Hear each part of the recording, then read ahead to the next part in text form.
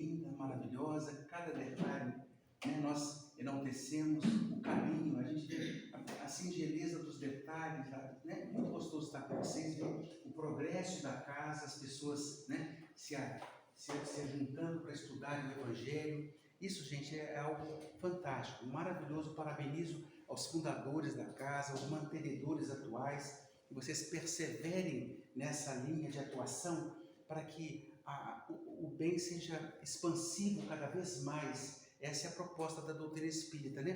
Trazer uma melhoria sempre dos nossos relacionamentos, conosco mesmo, com o próximo e principalmente com Deus, né? Então, a gente agradece mais uma vez o momento de estarmos aqui reunidos. Eu sempre procuro trabalhar os textos do Evangelho. De um modo geral, nas reuniões públicas, eu gosto das outras obras também da doutrina espírita, o Céu e o Inferno, o Livro dos Médiuns, todo o Pentateuco espírita, mas nos parece que o Evangelho é o de apelo maior para as nossas necessidades. Então, eu procuro sempre nas reuniões públicas abordar algum capítulo.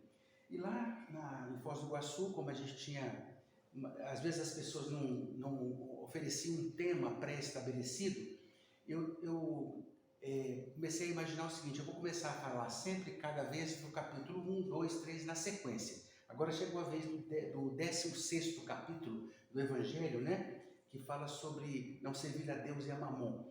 Então, esse também é um tema delicado para todos nós, seres humanos, porque o apego às coisas assim é meio complicado na vida, né? Então, na pergunta 814 aqui do Livro dos Espíritos, Kardec pergunta aos números tutelares o seguinte: por que Deus a uns concedeu as riquezas e o poder e a outros a miséria?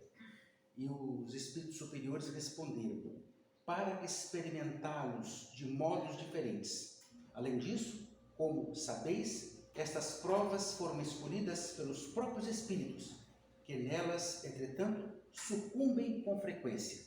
Então, esse capítulo do Evangelho vai falar muito sobre isso: desigualdade da riqueza, porque a finalidade providencial de se acumular riquezas. É lindo quando você começa a estudar aquilo ali, como Kardec vai trabalhando esse assunto e fazendo a gente perceber que a busca pelo uso, não pelo abuso das coisas de ordem material, porque tudo tem uma finalidade, tem uma função, né? E que nós, seres humanos, vamos experimentar de tudo, seja da pobreza, da riqueza, tudo. Vamos passar por todas essas experiências. Há no livro Céu e Inferno uma exposição da Condessa Paula, muita gente conhece, vejam lá depois no livro Céu e Inferno. Ela foi uma jovem muito bonita, viveu apenas 30 e poucos anos da sua existência. Ela era da classe nobre, ela era bonita, ela era rica, e ela então vem narrar que foi oferecido a ela essa proposta. Ela se preparou muito, porque vocês imaginem, a pessoa que tem tudo às suas mãos, tudo à sua volta, com facilidade, e ela venceu. Ela foi capaz de ser singela nos seus atos, prestativa, amorosa, né? Não se envaideceu, não teve soberba, atravessou uma vida com muito equilíbrio. Então ela vem narrar nesse texto lá do livro Céu e Inferno, como foi importante essa experiência, mas que não foi fácil. É difícil a gente não cair na tentação de vou ficar à toa hoje, vou fazer isso, vou fazer aquilo, eu vou mandar alguém fazer por mim, e às vezes as coisas que nós temos que fazer por nós mesmos, olharmos o outro, perceber o outro, né? Então é muito interessante isso aí. E a outra pergunta, tem aqui, é 815, e diz assim: qual das duas provas é mais terrível para o homem? A da desgraça ou a da riqueza? Aí eles respondem: são tanto uma como outra. A miséria provoca as queixas contra a providência. A riqueza incita a todos os excessos. Então, lógico, depois vocês vão verificar lá que Jesus avalia como sendo a riqueza um pouco mais difícil, porque a gente fica mais distraído, né, no mundo, né? Então você fica com mais opções de ficar aí vivendo a vida material e distraído com as coisas que são as mais essenciais. Afinal, meus irmãos, nós somos espíritos imortais, não podemos esquecer disso, né? Nós somos criaturas que estamos na Terra na condição humana, homens, mulheres e tal, mas isso são condições transitórias da nossa existência. A nossa essência é espiritual. Nossa essência é espiritual. Nós viemos do mundo causal e a ele voltaremos. Então é importante que nós, nessa experiência entre o berço e o túmulo, a gente possa acumular o maior número possível de qualificações para quando nós nos apresentarmos na realidade espiritual, nós tenhamos mais facilidades, mais tranquilidade.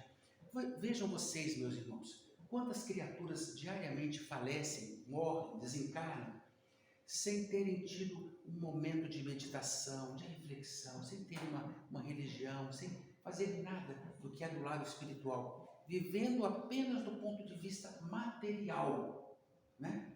Então, o que acontece? Quando a pessoa chega na esfera espiritual, ela está desprovida desses valores. Ela já criou para si mesma uma atmosfera de sombra, de desequilíbrio. Muitas vezes a gente fica pensando assim, que Deus criou a área de sombras, chamado inferno, a região umbralina, que Deus criou e mandou a criatura para lá. Não, nós mesmos já estamos formatando isso diariamente na nossa vivência, nos nossos desejos, nos nossos anseios, nas nossas propostas de vida, né? Então, apenas o que acontece é uma transferência momentânea. E muitas vezes a gente fica lá nessas regiões de sombra como uma espécie de expurgo, né? De dificuldade. Tem um texto do Chico Xavier, lá pelo ano de 1954, 55, Instruções Psicofônicas e Vozes do Grande Além. Tem um texto lá muito interessante de um cidadão que ele viveu só para isso. Ele não era um criminoso, não era uma criatura assim que fizesse maldade com os outros, mas ele viveu para a matéria. Ele gostava de dinheiro, quanto mais acumulava, isso e aquilo. E ele vem contar para o grupo do Chico Xavier na época que ele passou por uma provação imensa, uma expiação danada, porque quando ele chega no mundo espiritual, quando ele tinha sede, ele se aproximava do copo, o copo se transformava num líquido amarelo, como se fosse um ouro líquido. Ele era católico, ia na igreja. Quando ele ia se dirigir ao confessionário, o confessionário se transformava num guichê de banco. Ele via a hóstia se transformava numa moeda de ouro. Ele ficou desesperado. Ele não sabia, porque ele formulou isso a vida toda, né? Ele ia na igreja, sim, era boa pessoa, assim, no sentido de, né? Mas ele não se aplicou, ele não se apercebeu. Então é preciso que a gente tome cuidado. Usufruamos de tudo aquilo, não tem nada de errado quando a gente quer ter algo melhor na nossa vida, muito natural, mas que a gente possa perceber que uma hora ou outra a gente tudo fica por aqui, na matéria, né? E a gente então leva os valores imorredouros da alma. Então eu quis fazer essas duas perguntas aqui do Livro dos Espíritos, e aí eu queria comentar com vocês. O capítulo é bastante longo, não dá para falar sobre tudo, mas eu gostaria de começar aqui com o primeiro texto que tem no capítulo, que chama Salvação dos Ricos. Está em Lucas capítulo 16, verso 13, que diz assim: nenhum servo pode servir a dois senhores, porque há de aborrecer a um e amar ao outro, ou há de entregar-se a um e não fazer caso do outro. Vós não podeis servir a Deus e às riquezas. Então, ele já começa falando para a gente tomar esse cuidado de não trabalharmos só numa linha, sabemos essa diferenciação. E aí vocês vão verificar que lá na proposta inicial dos 10 mandamentos, o primeiro mandamento vai falar muito de amar a Deus sobre todas as coisas, de toda a nossa energia, de toda a nossa força, com todo o nosso entusiasmo. Fala outras palavras lá, né? Eu tirei da terra do Egito, fala um monte de coisa. Isso, gente, para conceituar a visão do Deus único, que a gente sabe que o judaísmo, né, trouxe para nós, e era uma coisa que a doutrina espírita se apega muito, essa visão do Deus único, que havia um politeísmo. Mas o que acontece é que a gente até hoje não compreende bem essa ideia dessa unidade. Quando Jesus fala assim, eu e o Pai somos um, né? Nessa unidade. E aí depois em João ele vai dizer assim, tudo, se estiveres em mim como eu estou em ti, em vocês, tudo que pedirdes vos será concedido. Mas é lógico que dentro de um nível de cumplicidade, vamos dizer assim, amorosa, né? De paridade espiritual, de afinidade. Então, Esse Deus único é muito difícil, gente, porque nós colocamos muitas coisas, muitas prioridades, pela nossa necessidade espiritual, nossa trajetória. Nós não compreendemos bem isso. A tal ponto que, por exemplo, quando Abraão é concitado, segundo se diz no texto bíblico, a levar o filho para o sacrifício, e o rapazinho já estava meio grandinho, já entendia as coisas, e ele pergunta ao pai, mas escuta, nós não estamos levando o principal, estamos levando todos os apetrechos necessários ao sacrifício, mas e o bichinho que vai ser sacrificado? Aí o pai teria dito, não, Deus proverá. Mas sabia que Deus estava pedindo a ele o próprio filho. Parece um pouco absurdo isso, né, gente? Mas para essa época era interessante, porque dizem alguns estudiosos da Bíblia que Abraão e Sara estavam assim meio que endeusando aquele menino, aquele filho. Era um filho tão esperado, tão aguardado. E ele estava sendo colocado num pedestal, por assim dizer. E ele próprio depois se deita na bancada, onde seria possivelmente sacrificado, e ele fica tranquilo, ele também aceita aquilo com resignação. Mas é interessante perceber, lógico que Deus, no momento aprazado, nós espíritas entendemos que é todo um comando de Jesus, que é o diretor espiritual do nosso planeta, o governador espiritual do planeta. Mas vamos dizer, Deus susta aquele sacrifício ali. E aí a gente percebe que Moisés se submeteu a isso porque ele tinha que perceber que Deus está realmente em primeiro lugar. Esse era o teste maior. É difícil, viu, gente? Muito difícil isso. Mas essa ideia do Deus único tem que estar.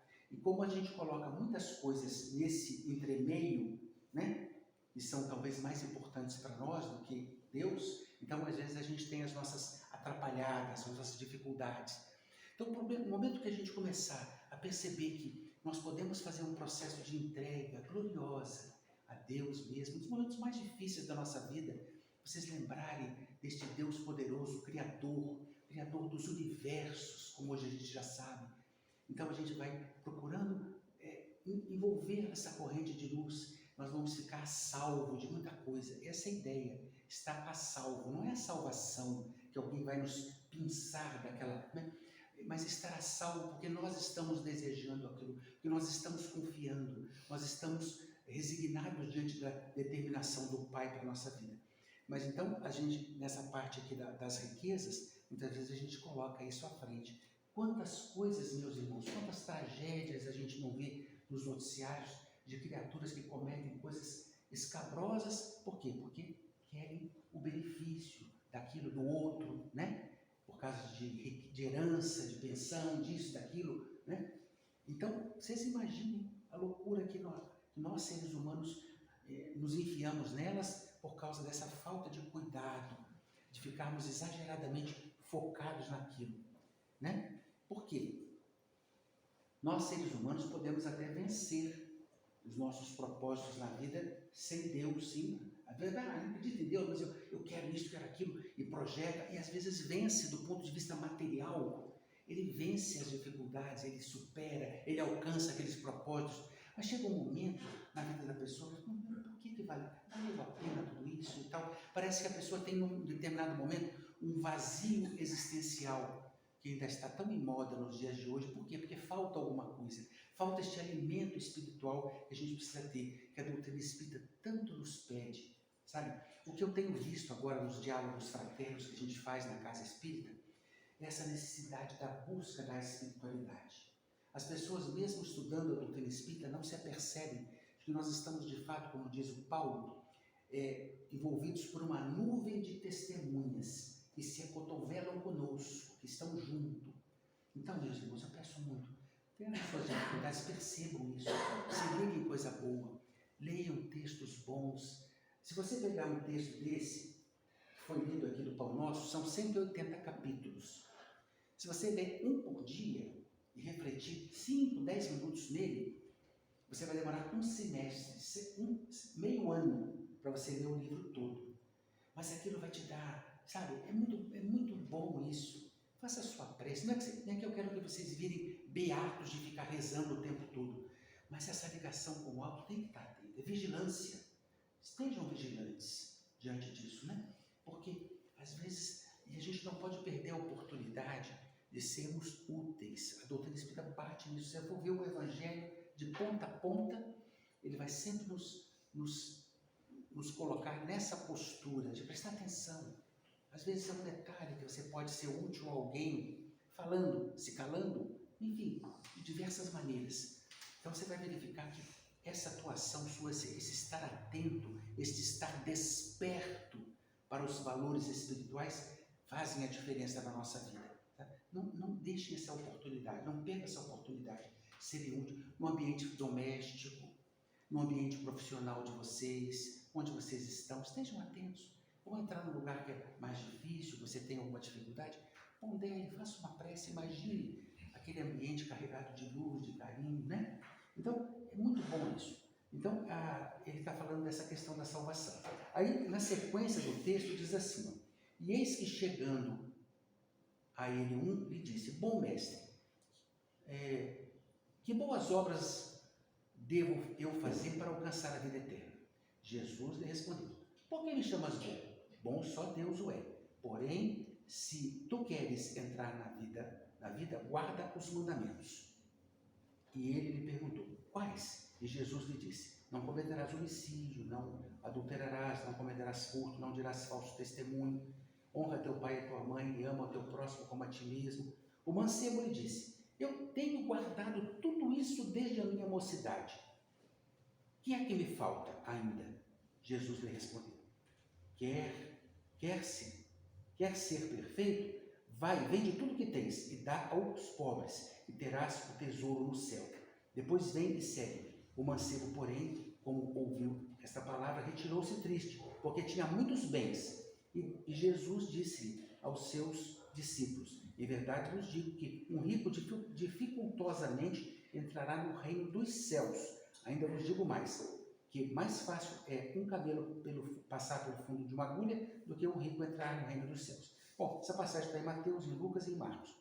Depois o Kardec, mais no fim desse capítulo, ele vai explicar bem certinho essa dificuldade.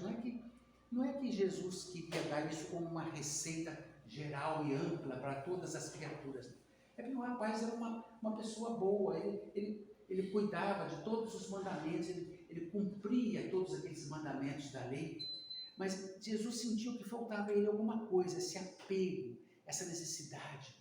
Se você quer ser tão bom, ser tão perfeito, já alavancar o seu desenvolvimento, faça isso. Para ele, era uma receita particular para ele. O Kardec fala lindamente sobre isso no final deste capítulo aqui, nessa questão. Então a gente vê que Jesus está sempre dando uma receita particular para cada um de nós. Nós somos criaturas diferentes umas das outras, singulares, melhor dizendo, né? Somos singulares, cada um é um com as suas necessidades, com o seu passado, né? Escrito já, que a gente não é um livro em branco, nós somos um caderno já com muitas páginas escritas.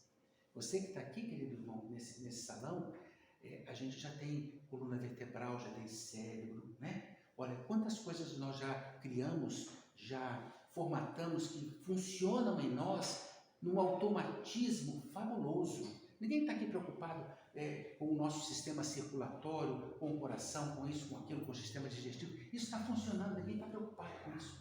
Já criou-se um automatismo.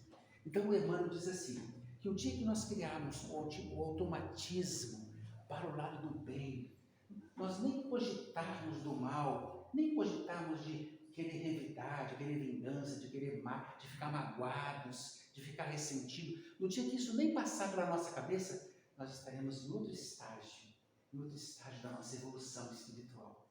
É bom que pensemos nisso, para que a gente possa ir aos pouquinhos nos reeducando, né? Vem um pensamento ruim e tal, é lógico, vem e passa as coisas, a gente tem os vícios, os desequilíbrios nossos do passado, e às vezes surgem situações em que a gente lembra daquilo, conscientemente ou não, mas o importante não é ruim que o mal passe por nós, o problema é quando ele se fixa em nós, quando ele cria ninho na nossa cabeça, aí que é o perigo, né? Porque gera toda uma série de conflitos, você atrai para você as criaturas que têm aquele mesmo tipo de afinidade, de dificuldade, de problema, de vício, e aí aquilo, vamos dizer assim, de certa maneira nos contamina e nos agrada, porque os espíritos que estão numa fase mais inferior, o que eles querem é isso, ficar naquele mesmismo ali, né? E se satisfazendo com aquelas questões, com essa troca de energia, que é uma espécie, sim, sabe, meus irmãos? Uma espécie de vampirismo espiritual,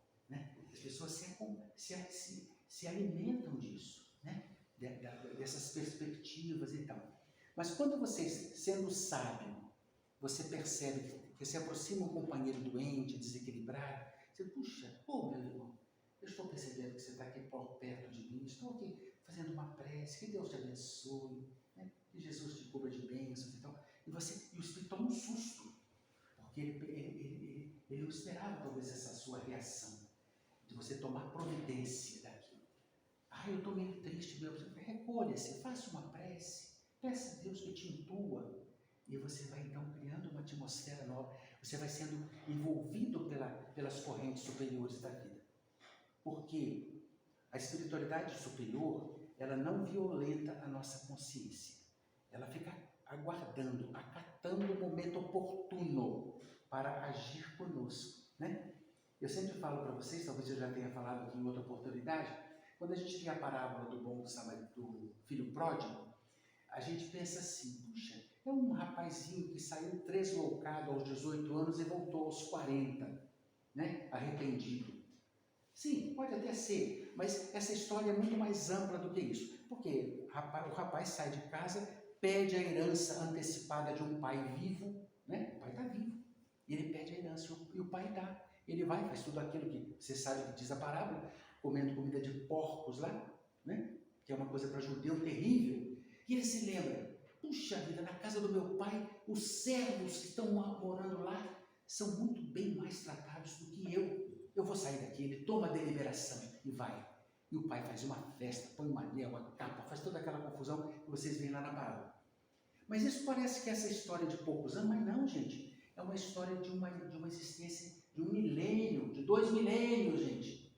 De nós que somos cabeça dura, teimosos, demoramos, né? Mas um dia a gente acorda, porque até o mal que a gente pratica, às vezes com certo gozo, com certa alegria, uma hora ele também se desgasta, uma hora também ele vamos dizer assim, ele azeda, por assim dizer, né? Então a pessoa se acorda, a pessoa desperta. Então, é por isso que lá no texto diz, desperta, ó tu que dormes. A gente às vezes está dormindo, deixando a vida passar, como diz o Zeca Pagodinho, deixa a vida me levar. Não deixa a vida levar, não. Nós temos que dar o tom da vida, né? É bom isso. Por isso que a gente pede a leitura, uma reunião como essa.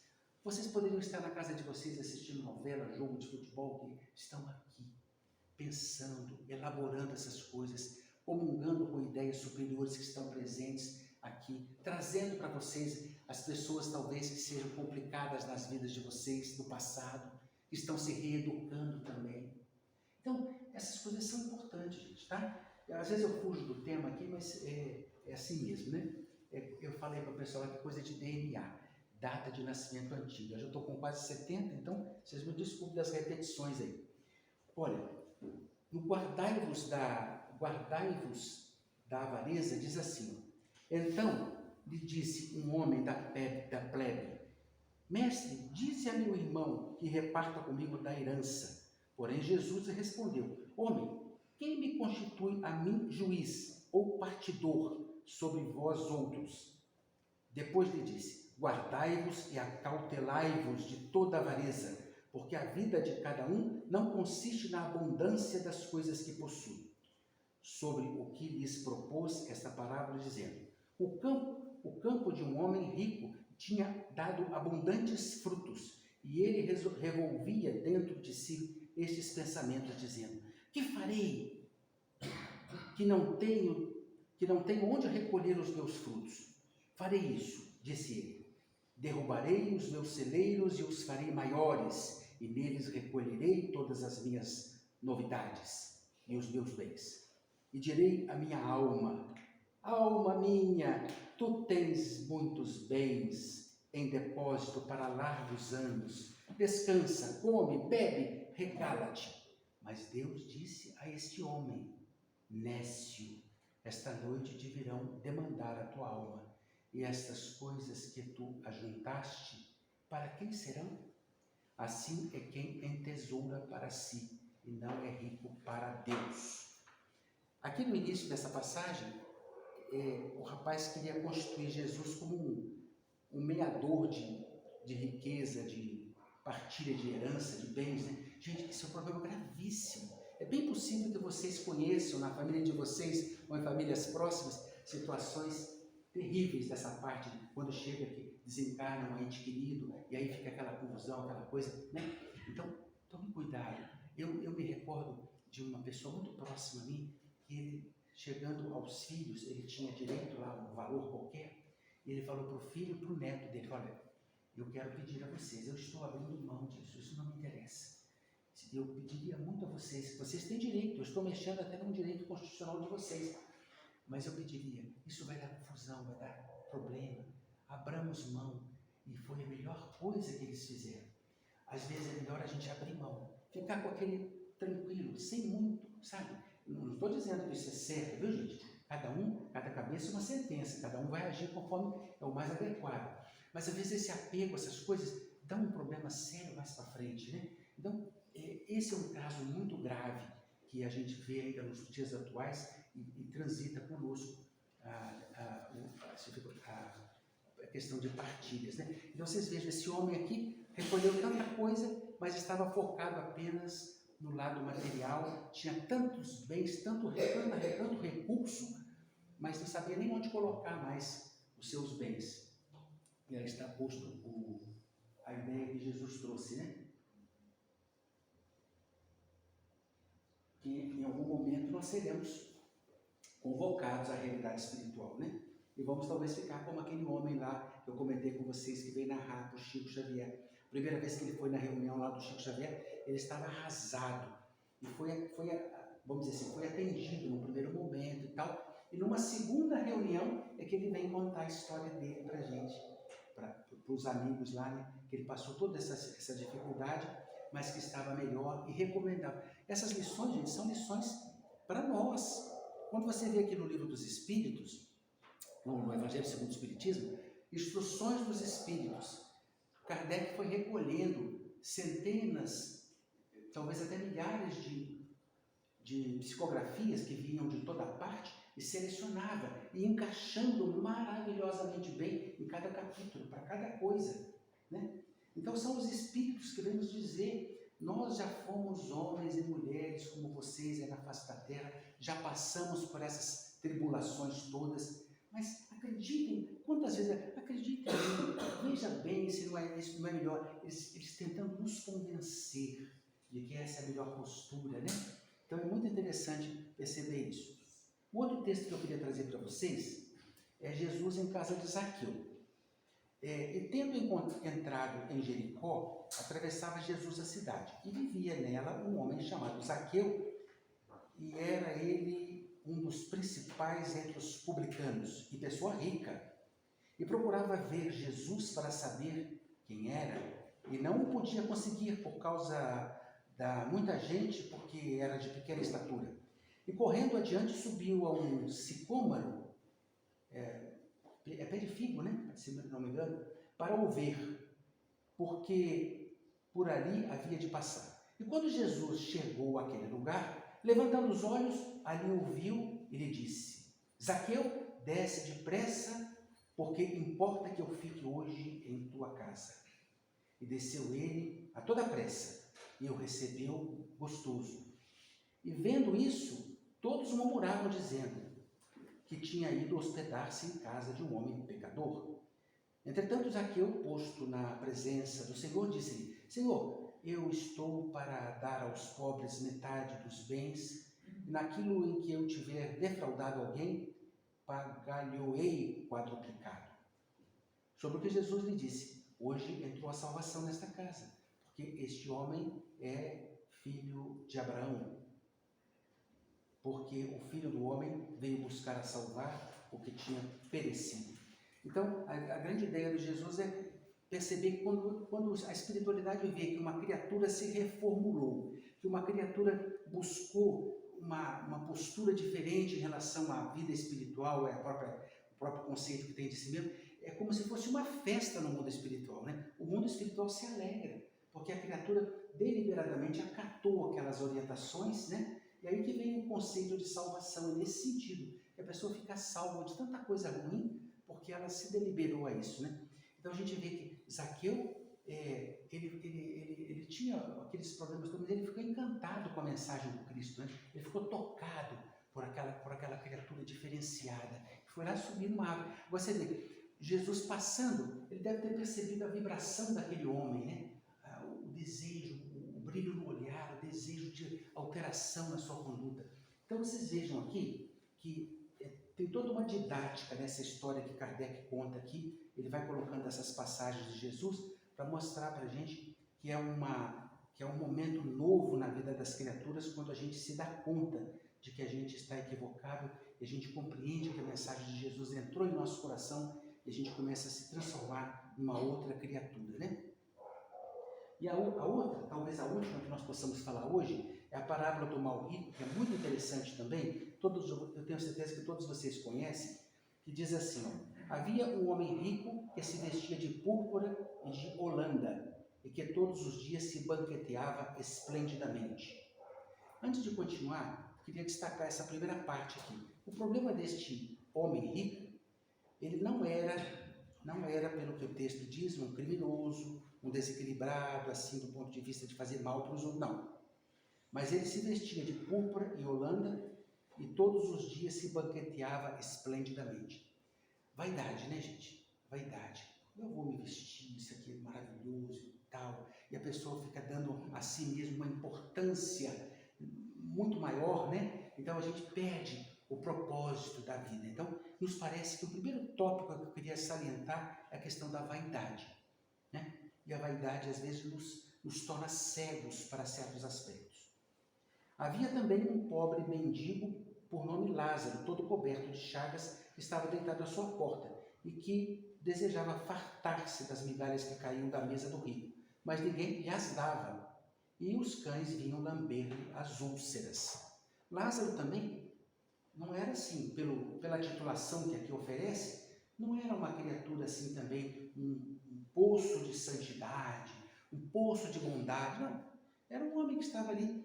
Eu acho que a característica principal de Lázaro era a resignação.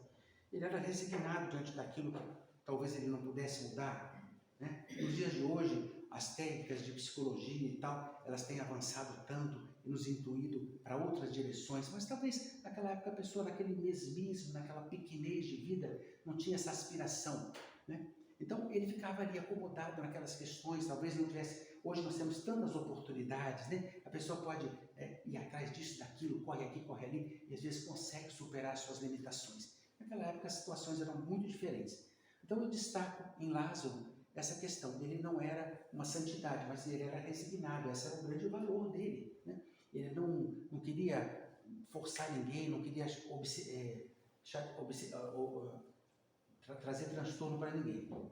Ora, sucedeu morrer este mendigo que foi levado pelos anjos ao seio de Abraão. E morreu também o rico e foi sepultado no inferno.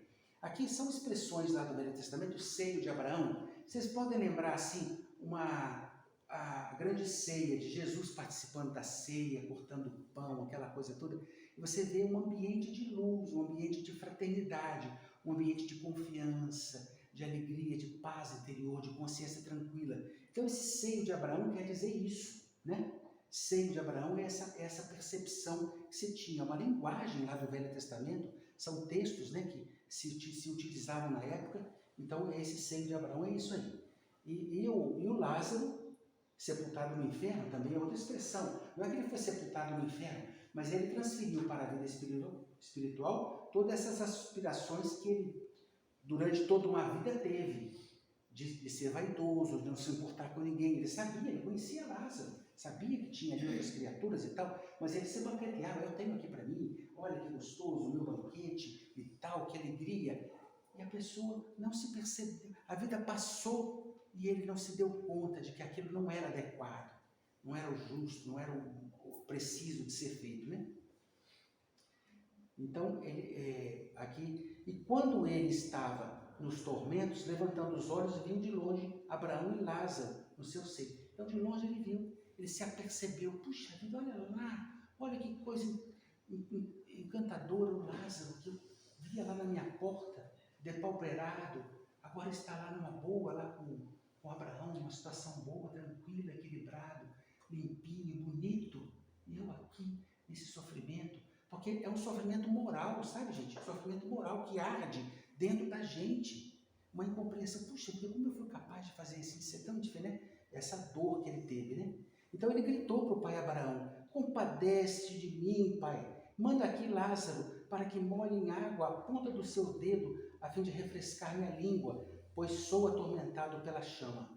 Quer dizer, são expressões de linguagem. Não é que tem uma chama, mas são experiências. Gente, inferno, quando a gente pensar em inferno, inferno é como se fosse assim, como se fosse a escola primária.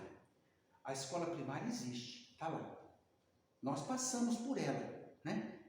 A gente não precisa voltar a ela, a não ser que sejamos professores ou diretores da escola, mas como estudantes, não, a gente passa por ela. Então, o inferno também é assim, sempre há candidatos para entrar lá, né?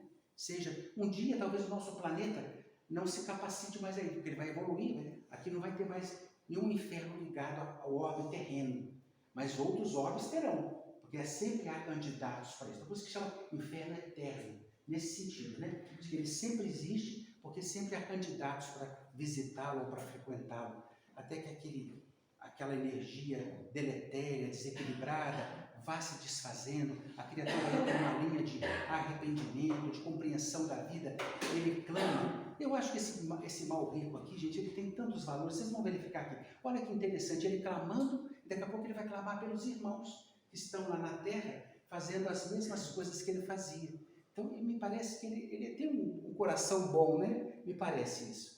Então, diz aqui, aí o pai Abraão respondeu: filho, lembra-te de que recebeste os teus bens, né, em tua vida, e de que Lázaro não teve senão males.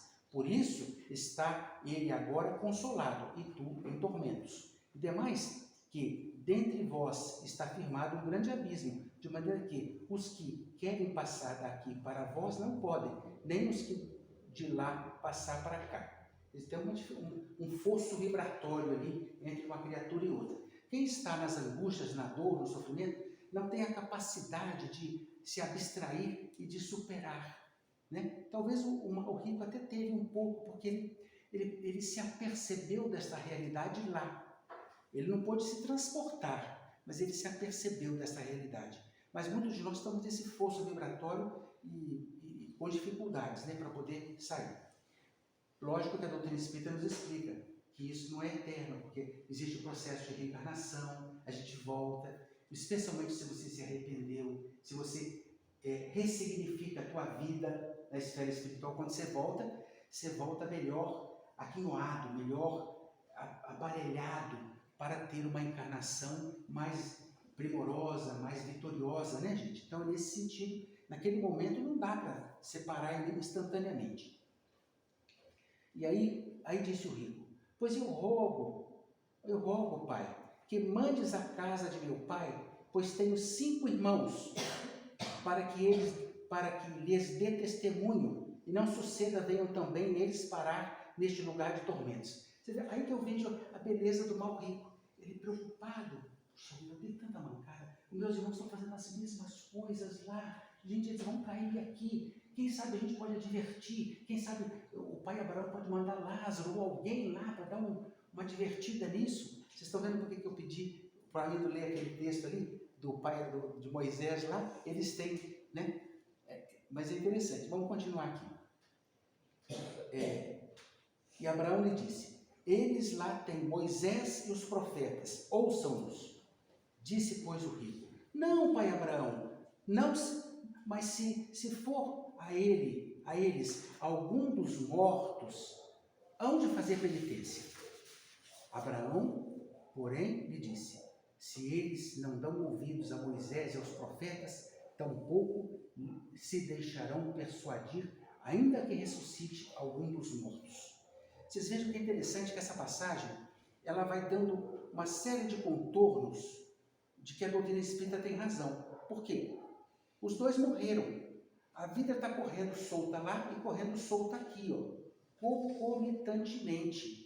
Diferente do que algumas teologias dizem, que a gente fica adormecido durante séculos até o juízo final. Não, a vida prossegue. O juízo é imediato. O juízo, o julgamento é em nós mesmos, é na nossa consciência, como nos diz a doutrina espírita. A gente está sendo julgado a cada instante por nós mesmos, pela nossa consciência. Então, a vida está aqui, ó, concomitante, né? E quando ele fala sobre a questão da mediunidade, porque eu podia mandar alguém lá, mas vocês acham que isso seria de pouco proveito? Porque ainda que surgisse lá, vamos dizer que tivesse uma materialização, surgisse lá o Lázaro na frente dos irmãos, meu irmão, o seu irmão está lá, está pedindo que eu venha aqui para advertir vocês sobre isso. Certamente eles não iam dar bola, eles têm tantas leis, tantas coisas, eles têm os textos antigos, não dão bola, não dão, sabe, não dão papo para aquilo. E o Emmanuel fala lindamente sobre isso, de nós espíritas, que muitas vezes não recebemos uma mensagem de um ente querido, que foi para o mundo espiritual. Agora eu não quero acreditar mais em doutrinas, mas eu estou aqui tentando fazer contato com meu irmão, meu pai, meu parente e tal, e não consigo ter acesso e tal. Eu também não quero acreditar mais, isso é bobagem, a doutrina espírita. São conceitos, né, gente? Não é bem por aí. Então a gente tem que tomar cuidado. Lá na casa espírita nossa, muita gente nos procuram para obter mensagens dos entes queridos. Eu sempre digo assim no diálogo fraterno, olha, lá em Uberaba, na região lá do Chico Xavier, tem realmente alguns médiuns, parece que é uma região que está moldada, mas está mais capacitada. Os tipos de mediunidade são diversos, né? Diversidade de carismas, como se diz, né? Então, você tem mediunidade de psicofonia, de psicografia, de tudo, e alguns núcleos são mais especializados para um certo tipo de conceitos, né? Então a gente sempre diz assim, olha, aqui na nossa casa espírita não temos médios, não que isso não possa acontecer, às vezes eventualmente acontece, mas não há um nível de especialização para transmitir as mensagens assim mais particulares, como às vezes acontece em outras regiões que são mais adequadas para isso.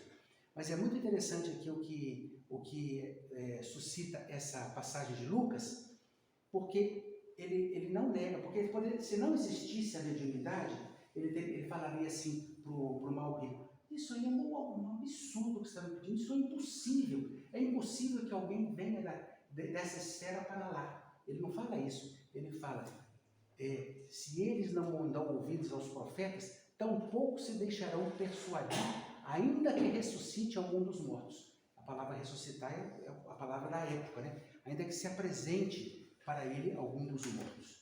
Então, gente, o assunto é muito interessante. Nós já vamos buscar daqui a pouco o encerramento. Eu trouxe aqui um textozinho do Emmanuel para conversar com vocês. Vocês viram a didática do Kardec. Ele fez lá no primeiro texto que eu li, ele falou sobre o jovem rico, né? Depois o homem avarento. Depois ele falou sobre Zaqueu. Zaqueu em quem a mudança operou, foi positiva, né? E a consequência disso, nesse outro texto aqui, a consequência disso na vida espiritual. Então Kardec vai dando todos os tipos de exemplos. Naquele em que não adiantou muito a mensagem de Jesus, a pessoa não entendeu muito, em Zaqueu, que produziu um efeito bom, e mostrando as consequências espirituais destes nossos hábitos arraigados em nossas vidas, o que acontece na vida futura, né? E aí, eu tinha anotado aqui também um texto que está no livro do professor Ney Lobo, em que ele diz 3 prismas da riqueza. Saber fazer bom uso quando a possui, é o primeiro tópico. Saber fazer bom uso quando a possui. Saber prescindir, ou seja, saber abrir mão quando não a tem. Saber prescindir quando não a tem. E saber abrir mão quando necessário. Né? Vocês devem ter lido ou assistido o filme Lista de Schindler, em que, naquela iminência da guerra, daquelas situações todas, aquele homem despojou-se de todos os bens que tinha para salvar algumas criaturas que estavam lá alojadas na Segunda Grande Guerra.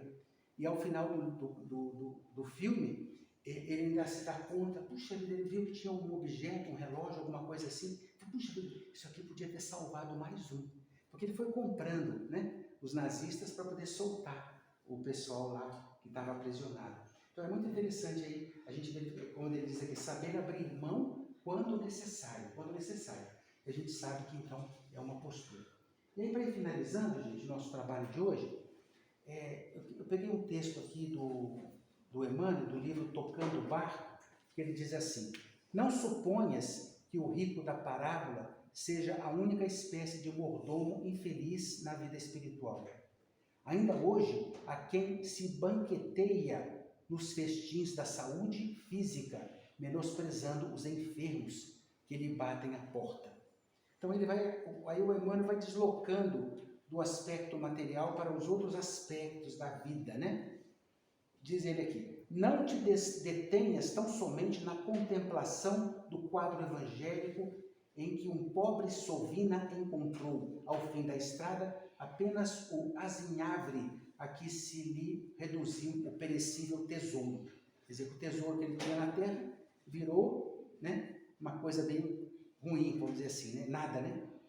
Recordemos nossas oportunidades de semear o bem, reconhecendo no próximo o degrau vivo que nos conferirá o desejado acesso à comunhão com a providência divina.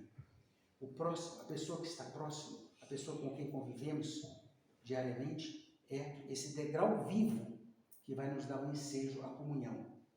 Abracemos os penitentes da necessidade, do desânimo, da expiação do sofrimento, que nos anotam os passos em todos os ângulos da estrada evolutiva, e oferecendo-lhes o próprio coração em forma de serviço fraterno, estejamos convencidos de que marcharemos com eles na direção da vida imperecível para a incorporação definitiva de nossa herança espiritual.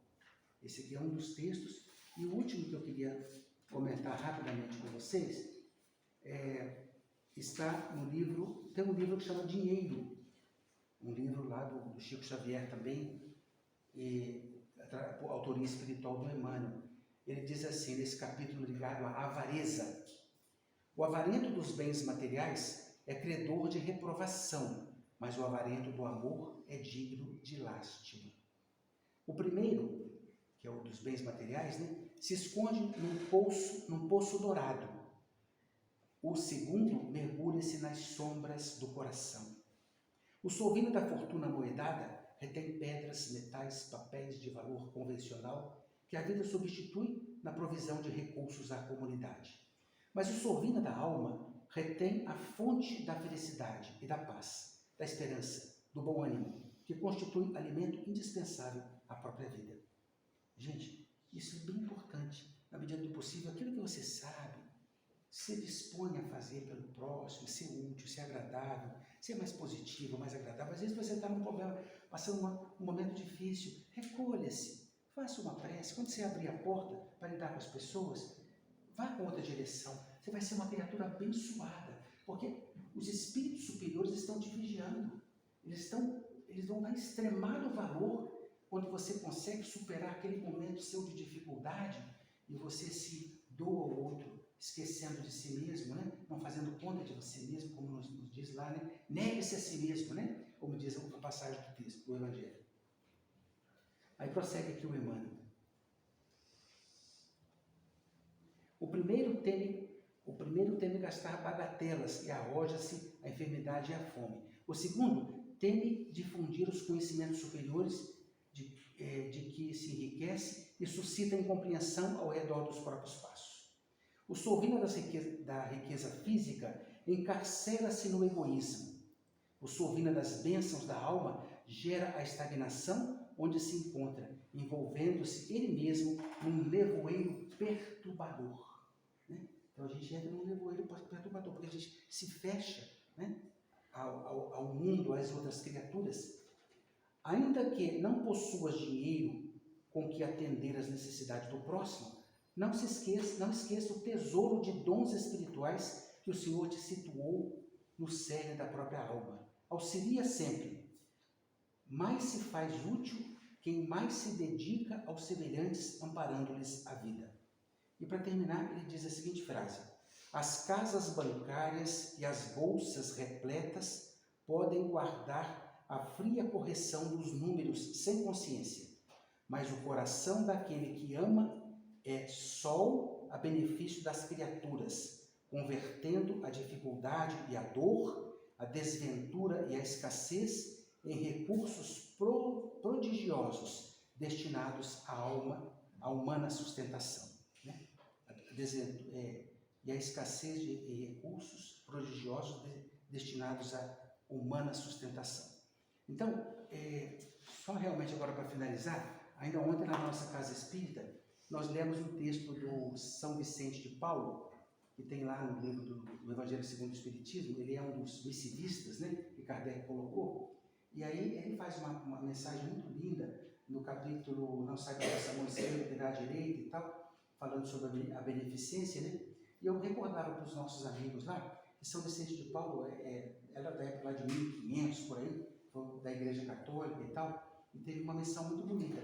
E ele um dia estava lá pedindo na rua a favor de sua instituição, a instituição filantrópica que ele dirigia, e as pessoas que passavam, ele pedia, falava, conversava com elas, e nesse dia vinha um homem muito bem paramentado, montado num cavalo, muito bem arrumadinho, bonito, como se fosse um príncipe da época, né? Se fosse hoje, era uma pessoa que tinha uma Ferrari, um carro assim, último tipo e tal, né?